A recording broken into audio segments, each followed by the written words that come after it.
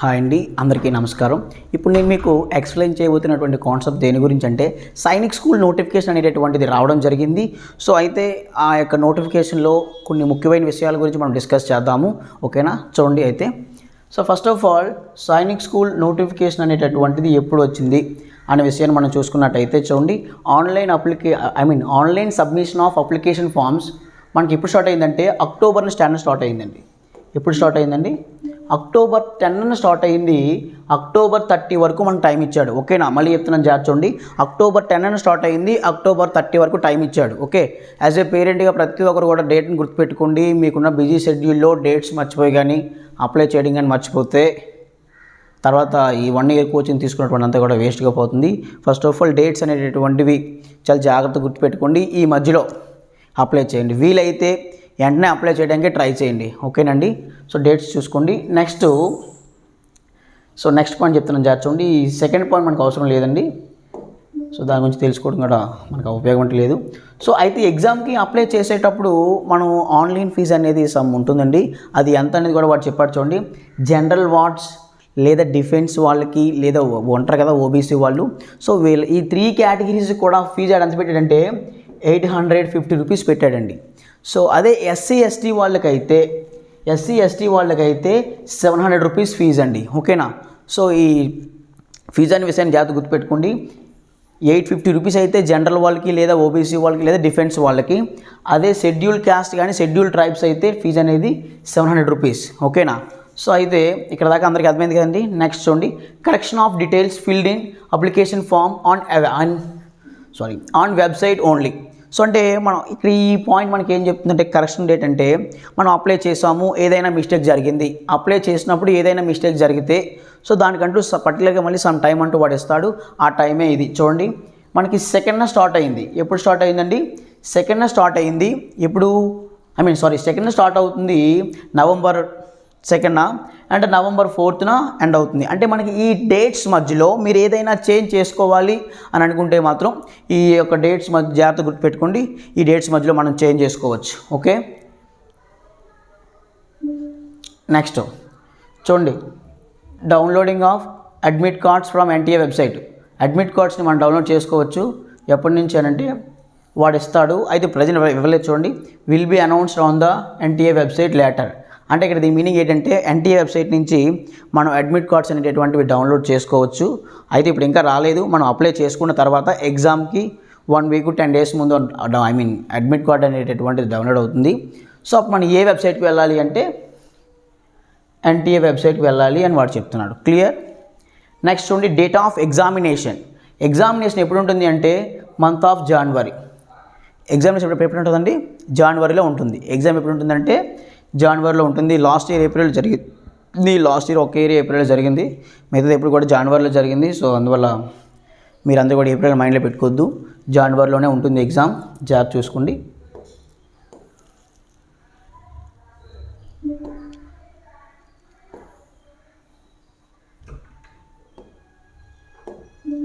Next జాగ్రత్త చూడండి, timings. మనకి ఎగ్జామ్ టైమింగ్స్ అండ్ డ్యూరేషను ఈ 2 కూడా మనం చూసుకున్నట్టయితే టైమింగ్స్ డ్యూరేషన్ ఈ రెండింటిలో మనం చూసుకున్నట్టయితే జాగ్రత్త చూడండి. ఫస్ట్ ఆఫ్ ఆల్ మనం డ్యూరేషన్ తీసుకోవచ్చు. Exam for class 6 150 minutes. Class 6 వాళ్ళకి ఎన్ని మినిట్స్ అండి? 150 మినిట్స్. అదే క్లాస్ 9th వాళ్ళకి ఎన్ని మినిట్స్ అని అడిగితే 180 మినిట్స్ అండి. క్లాస్ 9th వాళ్ళకి ఎన్ని మినిట్స్? 180 మినిట్స్. సో ఎందుకు సార్ అని అంటే క్లాస్ 6th వాళ్ళకి 125 క్వశ్చన్స్ ఉంటే క్లాస్ 9th వాళ్ళకి 150 క్వశ్చన్స్ ఉంటాయి. ఓకే, సో అందువల్ల ఏంటంటే క్లాస్ 9th వాళ్ళకి 180 మినిట్స్, క్లాస్ 6th వాళ్ళకి ఏమొచ్చి 150 మినిట్స్. ఓకే, అర్థమైంది కదండి. సో అయితే టైమింగ్స్ ఆఫ్ ఎగ్జామినేషన్ అనే పాయింట్ ఏంటంటే ఎగ్జామ్ అనేది ఎప్పుడు కూడా మనకి ఆఫ్టర్నూన్ ఉంటుంది. సో ఆఫ్టర్నూన్ ఉంటుంది కాబట్టి ఆఫ్టర్నూన్ 2 o'clock అయితే ఇద్దరికి ఒకేసారి స్టార్ట్ అవుతుంది, అటు 9th వాళ్ళకి అండ్ 6th వాళ్ళకి కూడాను. సో 9th వాళ్ళకి 2.5 hours కాబట్టి సో 2 PM to 4:30 వరకు ఉంటుంది.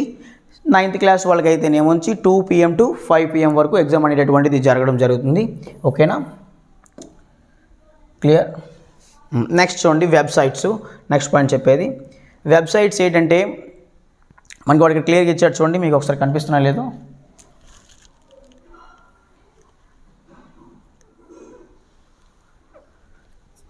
www.nta.ac.in అనే వెబ్సైట్ నుండి మీరు క్లిక్ చేయొచ్చు. లేదంటే చూడండి nta.nic.in Sainik school society something, మీరు ఈ వెబ్సైట్ ఇది క్లిక్ చేసినా సరే మీకు సైనిక్ స్కూల్ డీటెయిల్స్ మొత్తం వస్తాయి. సో మీరు అప్లై చేసుకోవచ్చు ఈ వెబ్సైట్ ద్వారా. ఓకేనండి, clear. So next point. So మనకి నెక్స్ట్ అప్లై చేసినప్పుడు మనకి కావాల్సిన డాక్యుమెంట్స్ ఏంటి? చాలామంది పేరెంట్స్కి డాక్యుమెంట్స్ మీద డౌట్ ఉంది. సో ఇప్పుడు ఈ డాక్యుమెంట్స్ గురించి కూడా చెప్తాను చూడండి. మనకి ఏ డాక్యుమెంట్స్ కావాలి అన్న దాని గురించి ఎక్స్ప్లెయిన్ చేస్తున్నాను చూడండి. ఇక్కడ వాడే ఇచ్చాడు, ఇది క్లియర్గాను చూడొచ్చు.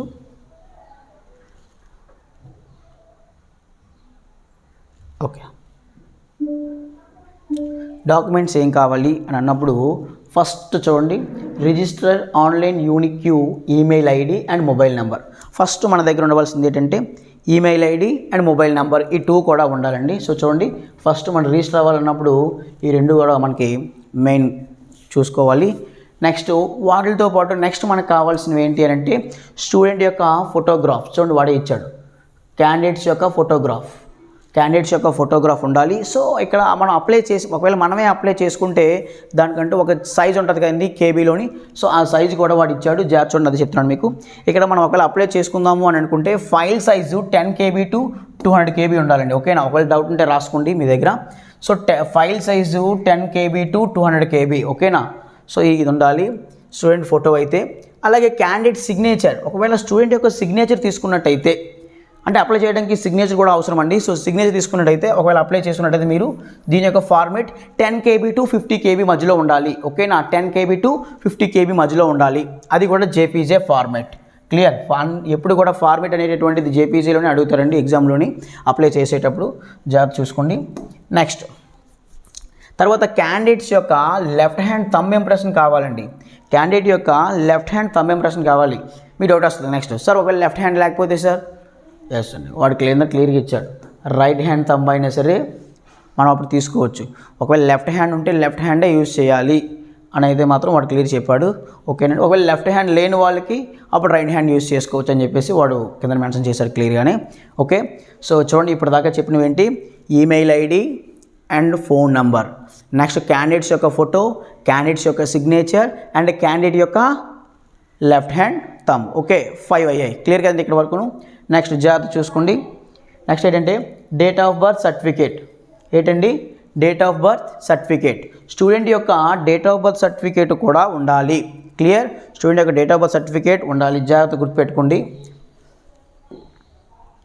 మీకు కొంచెం జూమ్ చేస్తున్నాను చూడండి. ఓకే, చూడండి ఇప్పుడు కనిపిస్తుంది మీకు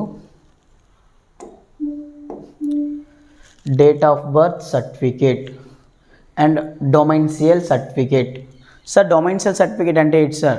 అదేనండి రెసిడెన్షియల్ సర్టిఫికేట్. ఓకే, సో చాలామందికి డొమైన్షియల్ సర్టిఫికేట్ అంటే చిన్న డౌట్గా ఉంది. రెసిడెన్షియల్ సర్టిఫికేట్ దాన్ని మనం నేటివిటీ అని కూడా అంటాము. సో నెక్స్ట్ చూడండి క్యాస్ట్ కమ్యూనిటీ కేటగిరీ సర్టిఫికేట్. అంటే ఇక్కడ ఒకే డాక్యుమెంట్లో 3 కూడా ఉంటాయండి చూడండి. సో 3 కూడా ఉంటాయి కదా, ఇది క్యాస్ట్ సర్టిఫికేట్ కానీ కమ్యూనిటీ సర్టిఫికేట్ కానీ, సో ఈ మూడిట్లో ఏదైనా అప్లై అవుతుంది. సో అయితే నేను చెప్పేది ఏంటంటే ఒకే డాక్యుమెంట్లో మీకు చూడండి date of birth certificate and caste certificate nativity అని చెప్పేసి 3 ఉంటాయి. సో ఆ ఒక డాక్యుమెంట్ తీసుకున్నా సరే మనకి ఈ 3 డాక్యుమెంట్స్కి కూడా ఈక్వల్గా సమాధానం ఉంటుందండి. ఈక్వల్గా సరిపోతుంది అది. ఓకే, అది ఒకటి లేని వాళ్ళు ఈ 3 కూడాను మరి డిఫరెంట్గా చేయించుకున్న ఎవరైనా ఉంటే ఈ 3 పట్టుకుని వెళ్ళండి. లేదు సార్ మా దగ్గర అదొకటే ఉంది అంటే ఎస్, అదొకటి అన్నిటి సరిపోతుందండి. ఓకేనా, సో దాని మీద మీకు చూసినట్టయితే క్లియర్గా ఉంటుంది. Community nativity and birth certificate అని చెప్పేసి ఒక డాక్యుమెంట్ ఉంటుంది. సో అది మీ దగ్గర ఉండే ఉంటుంది ఆల్మోస్ట్, చూసుకోండి. ఒకవేళ లేదు సార్ అంటే మరి ఈ 3 డాక్యుమెంట్స్ కన్ఫర్మ్గా మీరు చేసుకోవాలి. అవి ఏంటంటే date of birth certificate, domicile certificate and caste లేదా community category certificate. Okay, clear కదండి. నెక్స్ట్ ఇప్పుడు వాళ్ళతో పాటు డిఫెన్స్ వాళ్ళు కూడా ఉంటారు కదా, వాళ్ళకంటూ సపరేట్గా ఉంటుంది. అది సర్టిఫికేట్ ఆఫ్ సర్వీస్, అంటే డిఫెన్స్ వాళ్ళు ఎవరైతే ఉన్నారో వాళ్ళ సర్వీస్ సర్టిఫికేట్ అంటూ వాళ్ళకు ఉంటుంది. సో ఆ డాక్యుమెంట్ ఉండాలి.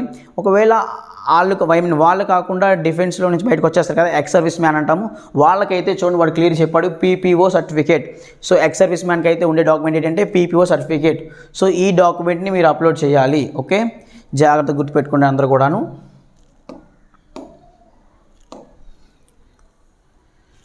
సో ఇప్పుడు నేను చెప్పినటువంటి ఫైల్స్ అన్నీ కూడాను ఏ సైజులో ఉండాలి అంటే 50 KB to 300 KB మధ్యలో ఉండాలి. ఓకే, అర్థమవుతుంది కండి. 50 KB to 300 KB మధ్యలో ఉండాలి. సో ఇది మధ్య జాగ్రత్త గుర్తుపెట్టుకోండి. మళ్ళీ ఒకసారి మీకు డాక్యుమెంట్స్ అన్నీ గుర్తు చేస్తున్నాను చూసుకోండి. ఫస్ట్ ఆఫ్ ఆల్ మనకి ఏంటి ఉండాలి అని అంటే చూసుకోండి, మెయిల్ ఐడి ఉండాలి. మెయిల్ ఐడి తర్వాత ఏంటి ఉండాలని చెప్పాను మీకు, phone number.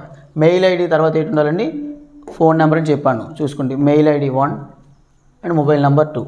Okay, so mail ID and mobile number. తర్వాత క్యాండిడేట్స్ యొక్క ఫోటోగ్రాఫ్ అండ్ తర్వాత క్యాండిడేట్స్ యొక్క సిగ్నేచర్, తర్వాత క్యాండిడేట్ యొక్క left hand thumb. Okay, and candidate యొక్క లెఫ్ట్ హ్యాండ్ థంబ్ తర్వాత ఓకే క్యాండిడేట్స్ యొక్క date of birth certificate and domicile certificate అంటే క్యాస్ట్ సర్టిఫికేట్ అంటాం కదా, సో క్యాస్ట్ సర్టిఫికేట్. సో ఈ 3 ఇవలా ఉండాలి. నెక్స్ట్ దాంతోపాటు ఎక్స్ సర్వీస్ సర్టిఫికేట్, డిఫెన్స్ వాళ్ళు ఎవరైతే ఉన్నారో వాళ్ళు. సో ఇవన్నీ మటుకు చాలా జాగ్రత్తగా గుర్తుపెట్టుకోండి. ఒక పేపర్ మీద రాసుకోండి, లేదంటే సో రాసుకొని ఎగ్జామ్కి వెళ్ళేటప్పుడు మాత్రం మొత్తం అన్నీ పట్టుకొని వెళ్ళండి. ఓకే, క్లియర్ కదా? సో అర్థమైంది కదా అందరూ కూడాను. That's it. అది సో మనకు కావాల్సిన డాక్యుమెంట్స్ అంటే ఇవి. ఓకేనా? సో అయితే నెక్స్ట్ చేర్చండి.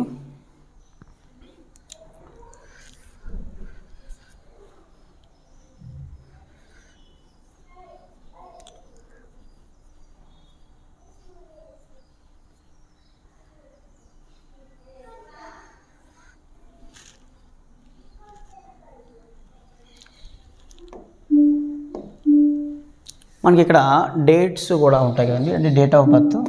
సో స్టూడెంట్ యొక్క డేట్ ఆఫ్ బర్త్ గురించి కూడా చెప్తున్నాను చేర్చండి. అంటే ఎలిజిబిలిటీ ఏంటనేది క్లాస్ 6th వాళ్ళకి మనం తీసుకున్నట్టయితే age between 10 to 12 years. Class 6 వాళ్ళకి 10 to 12 ఇయర్స్ ఉండాలండి. ఓకే, సో అయితే చేర్చండి. వాడు చెప్పాడు యాజ్ ఆన్ 31st 3/2026. సో ఈ డేట్కి వాళ్ళకి 10 to 12 ఇయర్స్ ఉండాలి అని చెప్తున్నాడు. అయితే అక్కడ డేట్స్ కూడా క్లియర్గా ఇచ్చారు చూడండి. 1st April 2014కి అండ్ 31st March 2016కి. ఈ 2 డేట్స్కి బిట్వీన్, అంటే ఈ 2 డేట్స్కి మధ్యలో పుట్టి ఉండాలి అని చెప్తున్నాడు. అయితే ఈ April 1st మనం కన్సిడర్ చేయాలి అండ్ 31st కూడా మనం కన్సిడర్ చేయాలి. అంటే ఈ 2 డేట్స్లో ఒకవేళ పుట్టినా సరే, అంటే బోర్న్ అయినా సరే మనం అప్లై చేసుకోవచ్చు అని చాలా క్లియర్గా చెప్తున్నాడు అండి. సో ఒకసారి డేట్ ఆఫ్ బర్త్ అనేటటువంటి ప్రతి ఒక్క పేరెంట్ కూడా చాలా జాగ్రత్తగా గమనించండి. ఓకే, మళ్ళీ చెప్తున్నాను చేర్చండి. 1st April 2014 నుంచి 31st March 2016 వరకు వాడు తీసుకోవడం జరుగుతుంది. క్లియర్? అదే ఒకవేళ క్లాస్ 9th మనం తీసుకున్నట్టయితే 13 to 15 ఇయర్స్ ఉండాలి. 31st March 2016 వరకు, ఆ సమయానికి మనం చూసుకున్నట్టయితే. ఓకే, సో ఇది చేర్చండి చెప్తున్నాను. Should be born 1st April 2011. 1st April 2011 నుంచి స్టార్ట్ అయింది అండ్ 31st March 2013 వరకు వాడు టైం ఇచ్చాడు. టైం ఇవ్వడం మీన్స్ ఈ యొక్క ఏజ్ ఈ యొక్క డేట్కి మధ్యలో ఉండాలి అంటున్నాడు.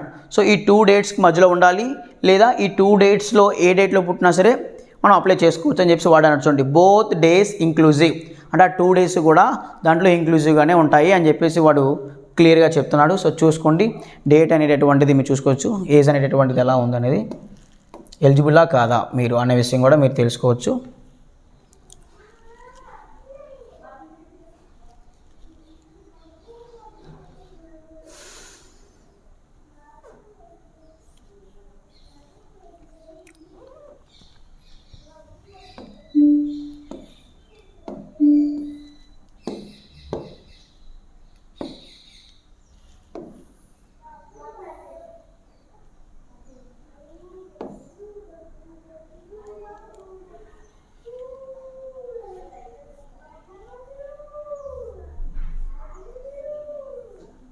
చూడండి, ఒకవేళ మనం మొబైల్ ఫోన్లో అప్లై చేసుకున్నట్టయితే ఒక చిన్న ప్రాసెస్ చెప్తున్నాను, తర్వాత వాటి మీద మీరు కంటిన్యూ చేసుకోవచ్చు.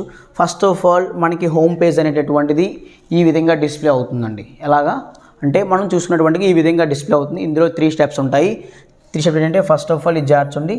స్టెప్స్ టు అప్లై ఆన్లైన్ అని చెప్పేసి వాడు చూడండి. Apply for online registration and fill online application form and pay examination fee and download confirmation fee అని చెప్పేసి ఇలా ఇచ్చాడు. సో ఇది చేర్చుంటే ఇక్కడ 3 స్టెప్స్ వాడు ఇచ్చాడు కదా. ఈ 3 స్టెప్స్ ఏంటంటే ఫస్ట్ ఆఫ్ ఆల్ మనకి ఏదైనా డౌట్ ఉంటే ఈ పేజ్లోకి వెళ్ళి మనం క్లిక్ చేసినట్టయితే దాంట్లో ఇన్ఫర్మేషన్ మొత్తం అంతా కూడా ఒక పీడిఎఫ్ ఫార్మేట్లో వస్తుంది. మీరు అది స్క్రోల్ చేసుకొని చూసుకోవచ్చు. అంటే ఇప్పుడు నేను ఇక్కడ మీకు చూపిస్తాను చూసారా, అదంతా కూడా ఆ ఇన్ఫర్మేషన్ బులెటిన్లో నుంచి తీసినటువంటి ఇన్ఫర్మేషన్ అండి. ఓకేనా? చూడండి ఒకసారి మీకు జూమ్ చేసి చూపిస్తాను. క్లియర్? చూడండి. సో అయితే ఆ యొక్క ఇన్ఫర్మేషన్ బులెటిన్లో మీరు తీసుకున్నట్టయితే ప్రతిదీ కూడా క్లియర్గా మీకు ఎక్స్ప్లెయిన్ చేయడం ఉంటుంది అందులోనే. సో నెక్స్ట్ ఆ చదివిన తర్వాత మీరు ఇక్కడ న్యూ రిజిస్ట్రేషన్ పైన క్లిక్ చేసినట్టయితే మనకి ప్రాసెస్ అనేటువంటిది స్టార్ట్ అవుతుంది. సో ఫస్ట్ మనం ఇది మొత్తం రీడ్ చేసిన తర్వాత అప్పుడు ఇది క్లిక్ చేయండి, మీకు అప్పుడు అర్థం అవుతుంది ఏం చేయాలనేది. ఒకవేళ చూడండి, అది కూడా మీకు చూపిస్తాను ఒకసారి. ఒకవేళ నేను న్యూ రిజిస్ట్రేషన్ పైన క్లిక్ చేశాను. సో క్లిక్ చేస్తే ఫస్ట్ హోమ్ పేజ్ ఎలా ఉంటుంది అనేది కూడా వాడు క్లియర్ చేస్తారు. చూడండి, registration, application and payment. So ఆ 3 ఇచ్చాడు. తర్వాత ఇక్కడ ఇన్ఫర్మేషన్ మొత్తం ఉంటుంది. ఉన్న తర్వాత ఫస్ట్ స్టెప్ మనం ప్రతి వెబ్సైట్ ప్రతి అప్లికేషన్ తెలిసే ఉంటుంది మీకు. సో ఇలా ఒక రైట్ క్లిక్ ఇవ్వాలి. ఇక్కడ టిక్ మార్క్ ఇచ్చిన తర్వాత క్లిక్ టు ప్రొసీడెడ్ పైన క్లిక్ చేసిన తర్వాత ప్రాసెస్ స్టార్ట్ చేస్తారు మీరు. ఓకేనండి. సో ఒకవేళ ఎవరికైనా డౌట్ ఉంటే యాజ్ ఏ పేరెంట్గా మీరు నాకు కాల్ చేసినట్టయితే మీకు ఇన్ఫర్మేషన్ నేను చెప్తాను ఏంటి అనేటటువంటిది. సో ఇక్కడ నుంచి మీరు ఒక్కొక్కటి డైరెక్ట్గా ఫిల్ చేసుకుంటూ వెళ్ళొచ్చు. ఒకవేళ మీకు తెలియలేదు, మీ దగ్గరలో ఉన్న నెట్ సెంటర్కి వెళ్ళి అప్లై చేసుకోండి. ఓకే, మీ దగ్గర ఉన్న నెట్ సెంటర్కి వెళ్ళి అప్లై చేసుకోండి. తెలియకుండా మాత్రం రాంగ్గా ఏమీ చేయొద్దండి. సో రాంగ్గా చేస్తే తర్వాత మళ్ళీ ఇబ్బంది పడవలసింది మళ్ళీ మీరే చూసుకోండి జాగ్రత్తగా. ఒకవేళ మీకు తెలియలేదు అప్లై చేసేటప్పుడు, సో ఇలా ఉంటుంది ఫార్మేట్. సో ఈ ఫార్మేట్ పట్టుకొని మీరు ఈ ఫార్మేట్ మీన్స్ డాక్యుమెంట్స్ అన్ని పట్టుకొని మీరు మీ దగ్గర నెట్ సెంటర్కి వెళ్తే వాళ్ళు నీట్గా అప్లై చేస్తారు. Okay, clear? అయితే మీకు ఒకవేళ మీకు మొత్తం తెలుసు అప్లై చేసుకోవాలి అనుకుంటే మాత్రం సో ఇలా మీరు స్క్రోల్ చేసినట్టయితే మొత్తం అంతా కూడా ఇక్కడ ఒకటి మీకు ఉంటుంది ఫార్మేట్. ప్రతిదీ కూడా మీకు అర్థమవుతుంది. సో అది చూసుకొని మీరు అప్లోడ్ చేసుకోవచ్చు. ఓకేనండి, థ్యాంక్ యూ.